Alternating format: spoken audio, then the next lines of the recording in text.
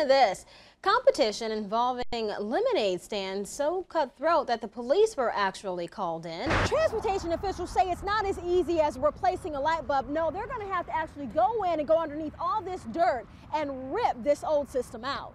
So a lot of folks are now asking, what's the standard? Should you wear them to work? Well, obviously the answer from Lenise Ligon is yes, you should wear them to work. Another deadly milestone coming out of the conflict in Iraq this morning. More than 3,500 U.S. troops have now been killed. Now, see, most doctors compare it to termites. Once the cancer starts working its way through the body, it literally starts to eat away at the bone, much like these termites are doing to this piece of wood. And it was a $27 million project. If things go the way they did on opening day, I know you were there, David. The Billy Graham Library looks to be a success. Gaston County commissioners say they won't be doing business with Bank of America. The reason?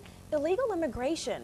And here's the new one on me. Some people have actually tried taking a dab of toothpaste and putting it on their zit to kind of dry it out overnight. We're in Ballantyne. Lenise Ligon, WBTV News 3. Now, didn't some guy pay your sister to take her place in line or something that basically paid for your iPhone? Well, my husband and my sister played a joke on me. They said that someone offered them money to take their spot, and that's why they didn't have my phone. And they said, so here's $300, and I'm like, where's my phone? Carolina Panthers player Dwayne Jarrett a bit shaken up following a crash on 77 Wednesday. State troopers say a woman changed lanes and hit the rookie receiver's BMW. That impact rolled the car over. Troopers say driver Maria Rosales also hit a third car. She's facing several charges, including not having a driver's license.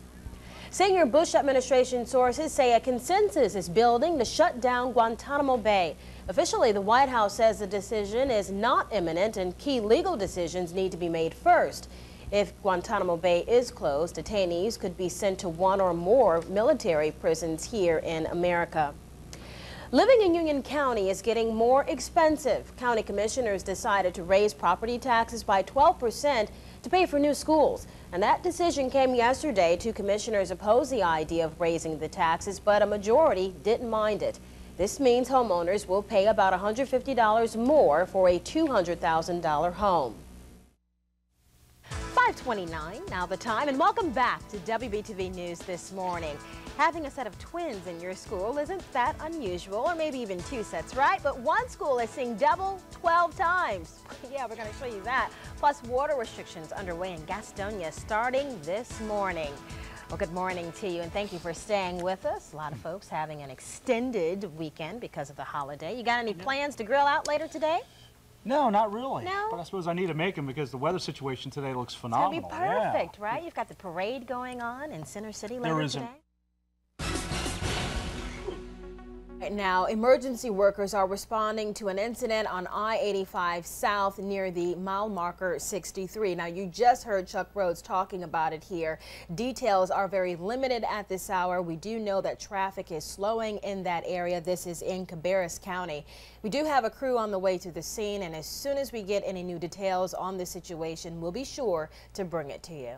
And this morning, President Bush is in Germany for the start of the annual G8 summit. Now, the biggest issues on the table for the three-day meeting are the climate change and aid to Africa, but all of that could be overshadowed by the U.S. relations with Russia. The two are at odds over the U.S.'s plans to build an anti-missile defense shield in Europe. Well, to the right of my shoulder, you're looking at the face of the fourth suspect in an alleged JFK terror plot. Abdel Noor surrendered to police in Trinidad. It's believed he and three others were plotting to blow up gas lines under the New York's JFK airport. Now, three other suspects have already been arrested. Thank you, Chris. It is 5:18, and researchers say drug-coated heart stents aren't dangerous after all. The story tops our health alerts for you this morning. Nearly 6 million Americans have drug-coated heart stents. In this recent study, scientists followed heart patients with heart stents for 4 years, and they found no difference between patients with the drug-coated kind and those with the metal ones. Now, last year, researchers said the drug-coated stents were responsible for an increased number of fatal blood clots, but apparently that does not seem to be true, according to this study. Well, doctors have a new warning out there for athletes regarding irregular heartbeats. They say playing sports produces adrenaline, right, and that can overstimulate the heart. This can cause the heart to stop.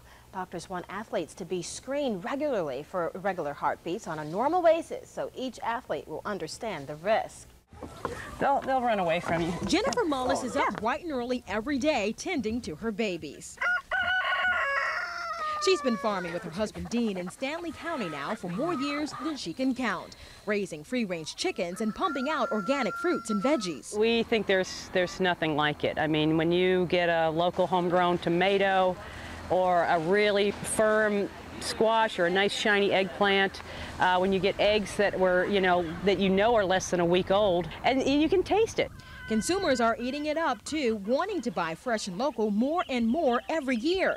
Wallace says at times it's hard to keep up. There's this growing demand for local and fresh and organic, and we're glad to be out there, and we can't meet the demand. Well, a major nationwide food recall is underway this morning. Not at all a bad problem to have. This eat local trend is being fueled by environmental and health concerns. And it's not just about health, but flavor, too, which is why a growing number of chefs are not just opting for local produce, but organic, too.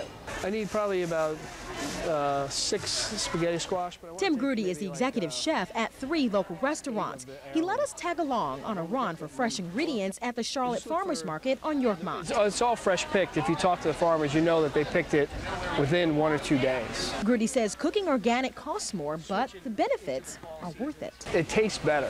It comes straight from the ground. It doesn't have anything to enhance its flavor. Mullis says that's what they strive for with everything that leaves this farm. Well, not everything. See, Tom has become part of the family, so he won't be on anyone's dinner plate. In Richfield, Lenise Ligon, WBTV News 3. Phone call. Hi, I was calling to see if you all were carrying the cervical cancer vaccine. After phone call. Okay, you don't carry it. After phone call. All in search of the elusive HPV vaccine. It's been hailed by many doctors as a breakthrough in cancer prevention because it keeps 4 strains of the human papillomavirus at bay. HPV is one of the leading causes of cervical cancer. But the expensive shots, while recommended by a panel of experts, are seemingly hard to find in our area and not yet covered by most insurers.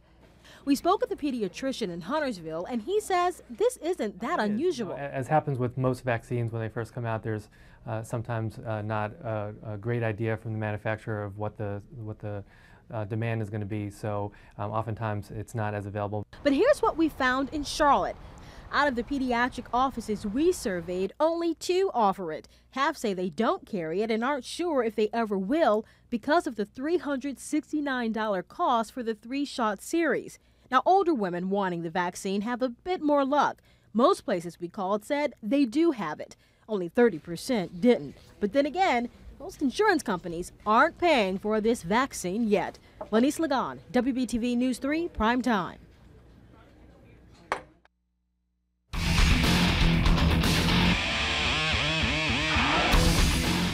Carolina Panthers player Steve Smith is perhaps one of the best wide receivers in the league. But first and foremost, he's a father of 3. Does how they view you affect the decisions you make? Yes, it does a lot. Obviously, I'm not perfect. I'm not going to always make the right choices as far as, extreme. We all fall and make little mistakes. Obviously, this Saturday was a mistake. As a father, you have to deal with it. This 26-year-old exploded into the NFL back in 2001, fueled with tons of ambition. And just as fast as he hit the scene, so was his reputation developed as the guy with a hot temper. When I first got here, I was rambunctious, young guy, eager, impatient to do everything, wanted to make his mark.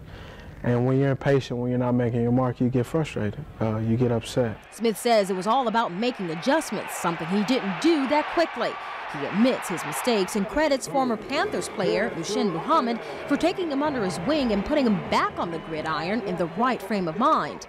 During our conversation, Smith told me the way you measure a man's character is by the success of his sons and daughters and how, of course, they serve their community. He says he strives to set a positive example, and yes, there was some explaining to do after that costly ejection from last week's game against Dallas, but he says don't be too quick to judge, adding that he's a work in progress. In Uptown, Lenise Ligon, WBTV News 3.